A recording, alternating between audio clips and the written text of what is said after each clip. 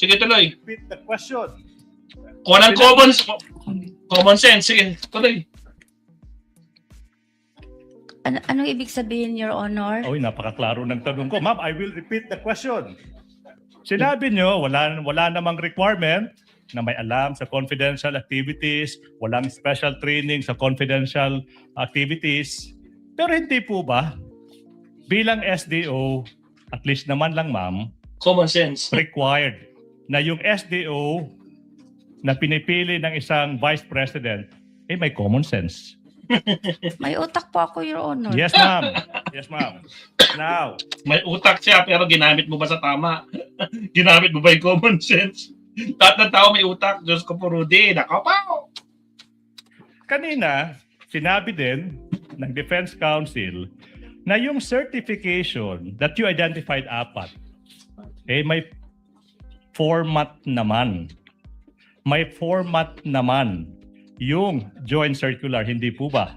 Opo, Your Honor. And then, sinabi ng defense, hindi kayo allow to modify yung content ng format na iyan. Hindi po ba? Objection, Your Honor. I remember you saying that. What's the objection, Counsel? Your Honor, the question is misleading because the question is pertaining to the certification, the template of the certification, Your Honor. Exactly. If I may respond through the presiding officer. I Exactly. remember that too. You mentioned it pertaining to the certification that it cannot be modified in any way. And you referred to Annex B, if I remember correctly. Yes, Your Honor. Witness may answer. Nawala ko da. So sinabi kanina na since may format yung certification, hindi po pwedeng i-modify ng Office of the Vice President yung format na yan. Hindi po ba? Opo. Opo. Pero ma'am, Bakit?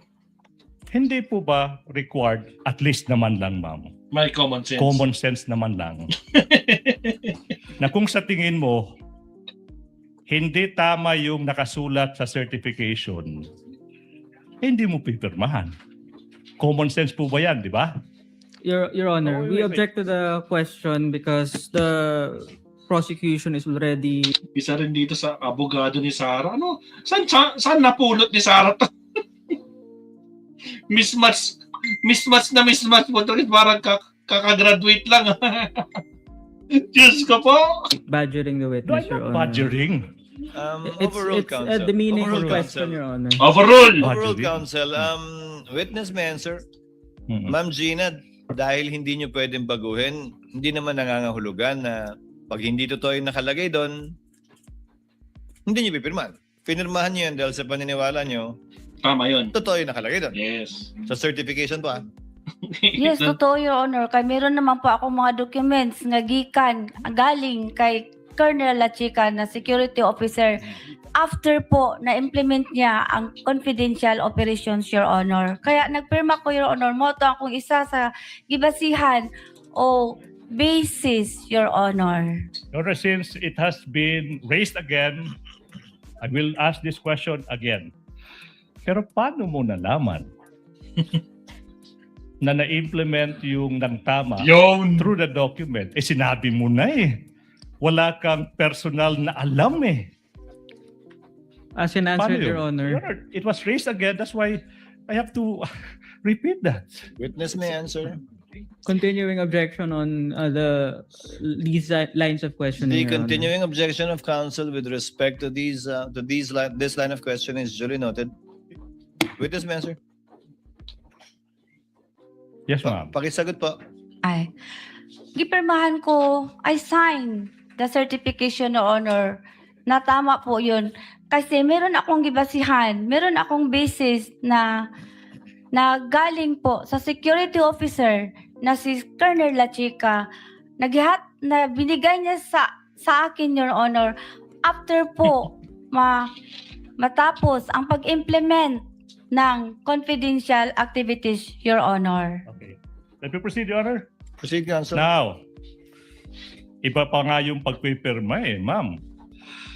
Common sense will tell us we will not raise our hand under oath before a notary public kung hindi totoo Yung mga salaysay. yung nakasulat sa certification na pinirmahan mo. Agree po ba?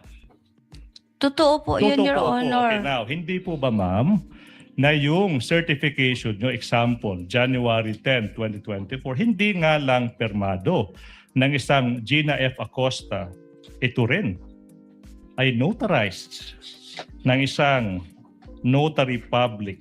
Sinasabi dito, subscribed and sworn to before me this January 16.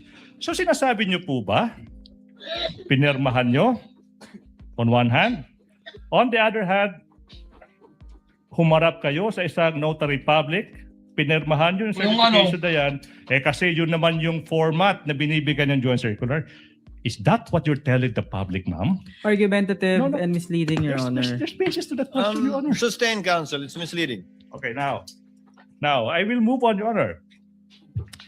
Sinasabi mo na ikaw ay isang accountable officer, hindi po ba?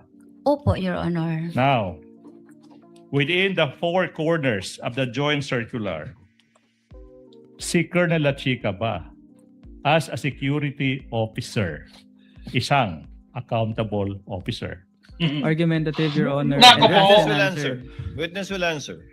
It's a valid point. Dili siya accountable, Your Honor, pero siya ang gihatagan